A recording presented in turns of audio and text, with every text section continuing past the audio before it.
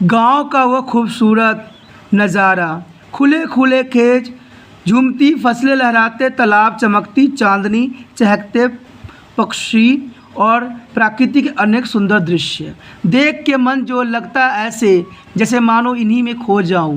Hello दोस्तों, कैसे हो? आज हम करने जा रहे हैं क्लास 10th NIS बोर्ड का चंद्र ग्रहण से लौटती बैर। इसमें आप समझ गए होंगे कि मैं किस पे बात करने जा रहा हूँ। इस पे हम बात करेंगे आपके गांव, खेत, रेहान के, और अपने दृष्टि से नहीं, कवि की दृष्टि से। इससे पहले अभी भी सब्सक्राइब लाइक नहीं किया तो कर दीजिए, क्योंकि चैप्टर बहुत इंपॉर्टेंट है, पोएम है, और पोएम करना बहुत ही अच्छा लगता है मुझे। ठीक है दोस्तों, और एक सबसे ज़रूरी बात जो है आप लोगों के लिए, ख़ास तौर पर आप देखिए पूरा वीडियो, नहीं तो मत देखिए, क्योंकि पूरा वीडियो देखिएगा तभी समझ में आएगा कि मैं कहना क्या चाहता हूँ और इसमें पोएट कहना क्या चाह रहा था। ठीक है, अगर आपको देखना है तो पूरा वीडियो देखिए, नहीं देखना है तो मत देखिए, क्योंकि आप अपना नेट और अपना टाइम बर्बाद ना कीजिए। ठीक है, इसलिए कहता हूँ क्योंकि अधूरी जानकारी जो होता है हमेशा ख़तरनाक होता है, और मैं नहीं चाहता कि जो स्टूडेंट मेरे साथ जुड़ चुके हैं उनको अधूरा जानकारी हो और पेपर में गलत से गलत करके आएँ। ठीक है, इसलिए आप पूरा वीडियो देखिए। ठीक है, अब चलते हैं हमारे पोएम के पाठों पर। जो है अग्रवाल जी क्या कहना चाहते हैं इस पोएम में।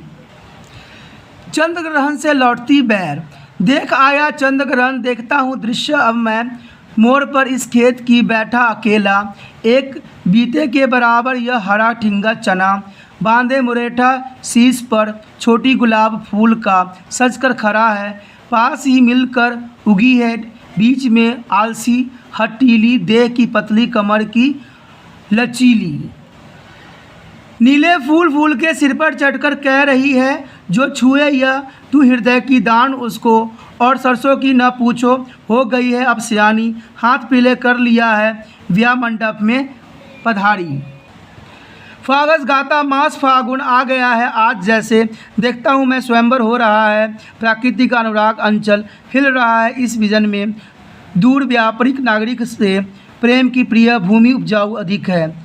इसमें दोस्तों एक ही बात मैं बताना चाहूँगा, आप जब भी प्रसंग लिखते हो तो प्रसंग यही लिखा करो कि यह कविता जो हमारे पाठ्य पुस्तक से ली गई है, इसका लेखक जो हैं अग्रवाल जी हैं, केदारनाथ अग्रवाल जी हैं, और इसमें पोएट जो है ये कहना चाहते हैं कि किस प्रकार जो है कवि ने मानवीकरण कर दिया गया है फूल को, और जो है उसके जो सरसों का पौधा है उसके साथ कर दिया गया, और यहाँ जो विवाह का है वो दृश्य प्रस्तुत करते हैं। तो ये आपका प्रसंग बन जाता है।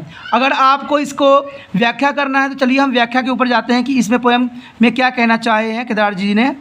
इस कविता में कवि ने प्राकृतिक सुंदर का चित्रण किया है। कवि ने चंद्र ग्रहण नामक किसी स्थान से लौटा है। ठीक है, इसमें लौटते हुए निर्जय खेतों में उसने प्रकृति के मोहक दृश्य को अनेक दृश्य देखा है और अपनी कविता में चित्रित करने की कोशिश किया है।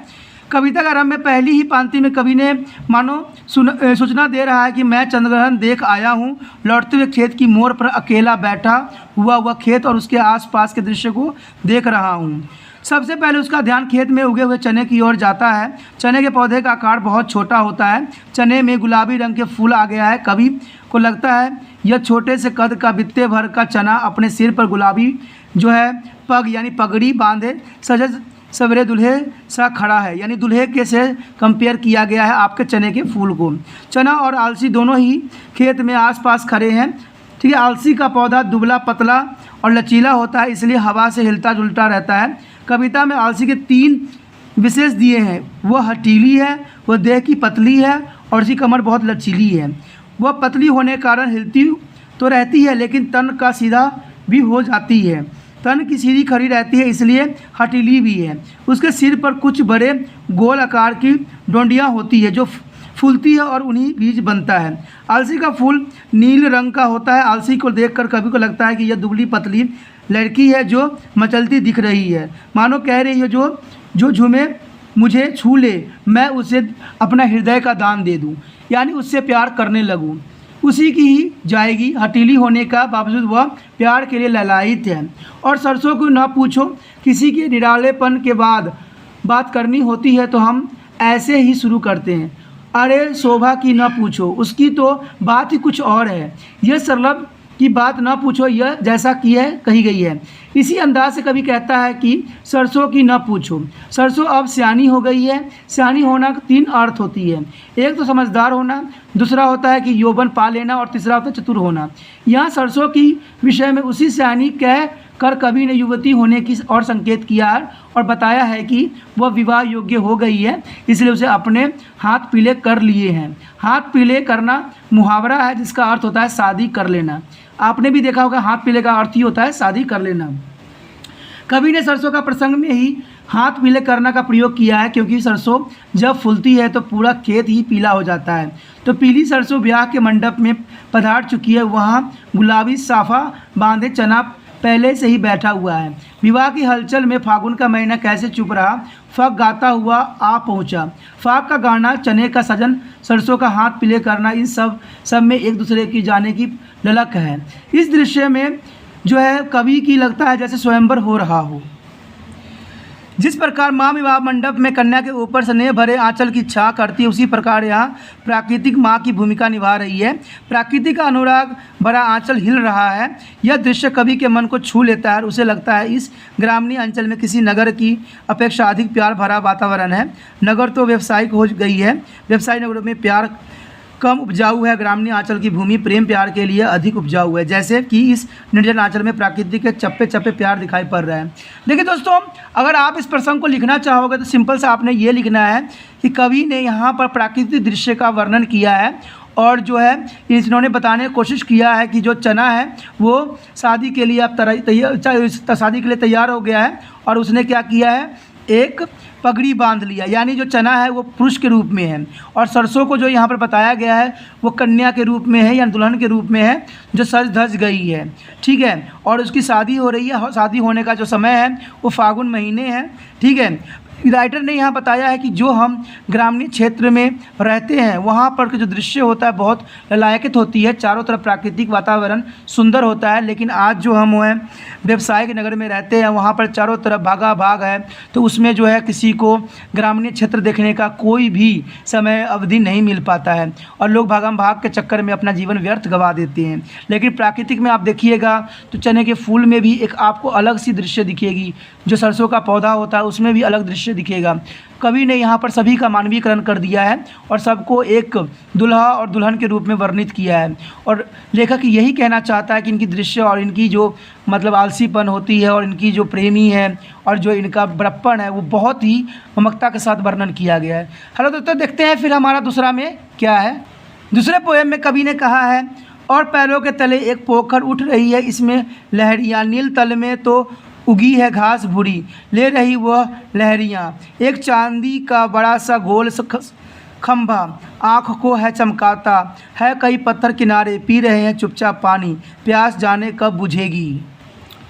चुप खड़ा बगुला डूबा टांग जल में, देखते ही मन अंचल, ध्यान निंद्रा त्यागा है टप दाब कर चोंच में, नीचे गले के डालते हैं एक काले मात वाली चतुर चिड़ियाँ, श्वेत पंखों को झपोट मार फौरन टूट पड़ती है भरे जल के हृदय पर, एक उजलती चटुल मछलियाँ चोंच पीली में दबा कर दूर उड़ती है गगन में। केदारनाथ जी ने इसमें बहुत ही ममता के साथ इन्होंने बगुला का वर्णन किया है कि बगुला जो है आजकल किस तरह से एक शांत दिखने वाला प्राणी के रूप में है और समय पड़ते ही वो दूसरे पे अटैक कर देता है। ठीक है, तो इस पोएम में हम इसका अर्थ समझने की कोशिश करते हैं कि इसमें जो है सार क्या बनता है।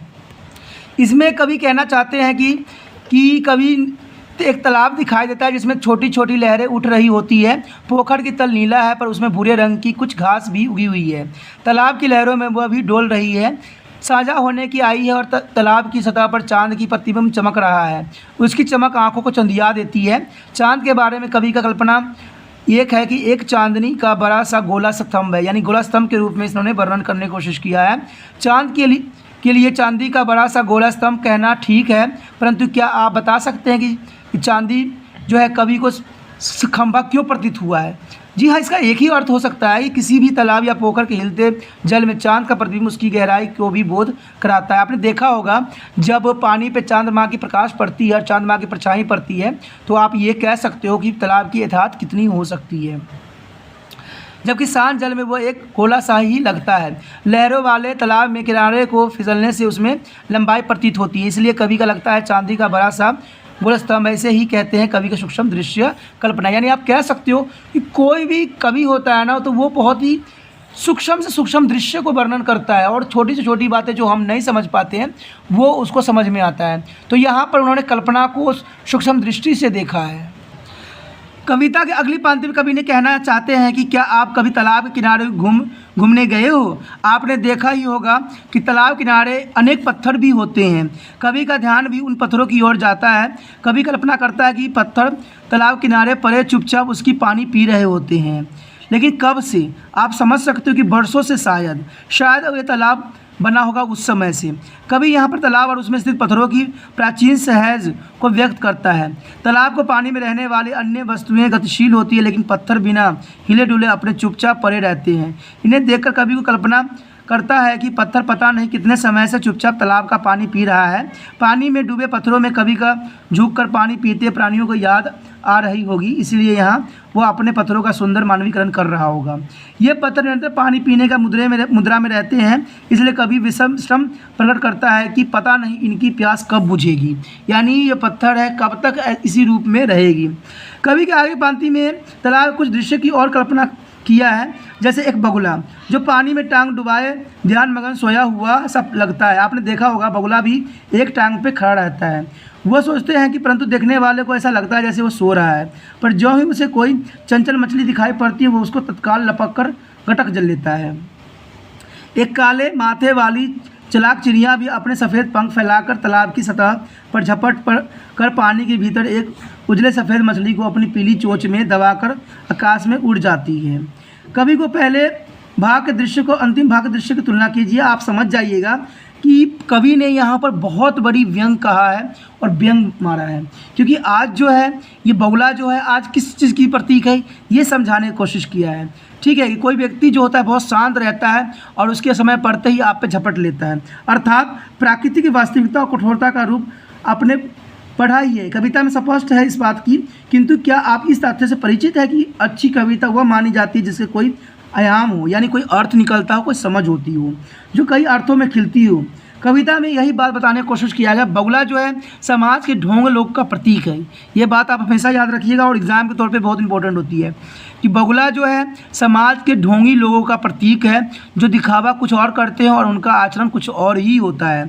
इसलिए कहावत भी है बगुला भगत, यानी कविता में भी ढोंगी बगुला ध्यान लगाकर खड़ा है, किंतु मछली को देखते ही उसे झट गटक जाता है। चिड़िया को चतुर इस विशेष पर गौर कीजिए, यह बात चालाक लोगों की ओर संकेत करते हैं। चालाक चिड़िया मछली को झपट कर उठा लेती है। प्राकृतिक के ये दृश्य भी समाज के व्यवहार की ओर संकेत करती है। समाज में कुछ कपटी चालाक और धूर्त लोग जो होते हैं दूसरे को शोषण करते हैं, आपको पता ही है, किंतु उनकी अधिकता नहीं है। विशेष बात तो यह है कि प्रकृति का प्यार भरा रूप अधिक आकर्षक है। आपने देखा होगा कि हमारे समाज में बहुत से लोग हैं जो लालच देते हैं दूसरे को, लालच कर के सिर्फ अपना राजनीतिक जो है सिक्का जमाते हैं और अपना जो है मकसद पूरा करते हैं। तो इसी तरह के लोगों के लिए यहाँ पर व्यंग किया गया है कि वो चुपचाप शांत रहते हैं, समय पड़ने पर क्या करते हैं उस चीज़ों को ही ख़त्म कर देते हैं। यहाँ पर पूरे कविता में दो दृश्य दिखाई दे रहे हैं। पहला दृश्य खेत का है जिसमें चना, आलसी, सरसों सब प्रेम से ओत-पोत है, ठीक है, और दूसरा दृश्य पोखर का है जिसमें बगुला, चिड़िया, पत्थर आदि हैं। ये सब क्रमश शोषक, चालक और हृदयहीन व्यक्तियों के प्रतीक हैं। ठीक है, कविता में साफ जाहिर है कि ग्राम की पृष्ठभूमि प्यार से उभर है। आपको पता है ग्रामीण क्षेत्र जो होता है प्यार से भरा हुआ होता है, वहाँ एक दूसरे को जाने में तमन्ना और परस्पर प्रेम और स्नेह और सदैव होती है। लेकिन दूसरे दृश्य में उन बगुला भक्तों का जिक्र है जो अवसर मिलते ही दूसरे की जान तक ले लेते हैं। वो शोषक है और संवेदनशील हैं। तो पोएट ने यहाँ बहुत ही अच्छी बात और बहुत ही समाज में बढ़ रहे कृतियों के ऊपर प्रकाश डालने की कोशिश किया है। तो दोस्तों मैं इतना ही कहना चाहूँगा, इसमें बहुत ही अच्छी बात बताई गई। आप एक पहले पोएम की जो पंक्ति है उसमें आप कह सकते हो कि यहाँ चना जो है और जो आलसी, सरसों प्रेम से ओत-पोत दृश्य में दिखाई गई है। लेकिन दूसरी तरफ जो है आपका पोखर का दृश्य है। पोखर जो है आज के हमारे समाज के जो कपटी लोग होते हैं, जो अपने स्वार्थ सिद्ध करने के लिए आप लोगों को लालच में डुबो देते हैं और आपके शोषण करते हैं बाद में। तो ऐसे लोगों के ही दृश्य का वर्णन किया गया है। ठीक है दोस्तों, ये बहुत ही अच्छा पोएम था। आप एग्ज़ाम के दृष्टि से भी इम्पोर्टेंट है, तो इसको अच्छे से समझ लीजिएगा, बार बार समझिएगा। ठीक है, हम अगले वीडियो मिलेंगे अगली चीज़ों के साथ, अगले टॉपिक के साथ। ओके दोस्तों, बाय।